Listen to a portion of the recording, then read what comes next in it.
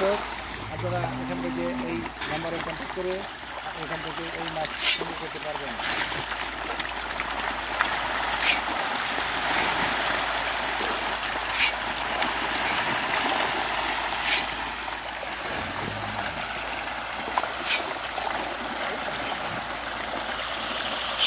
হ্যাঁ, এর মধ্যে দিয়ে যাতে মাছ ভালোভাবে দেখা যায়। মাছকে এখন ফেলা দেওয়া হচ্ছে আর মাছের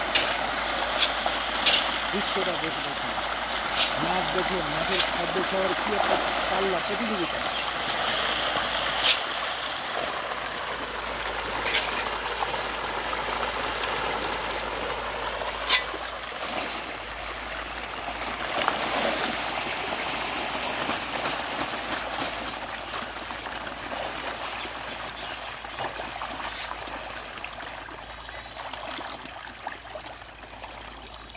ওই আসি রে, আজ বাদে যা।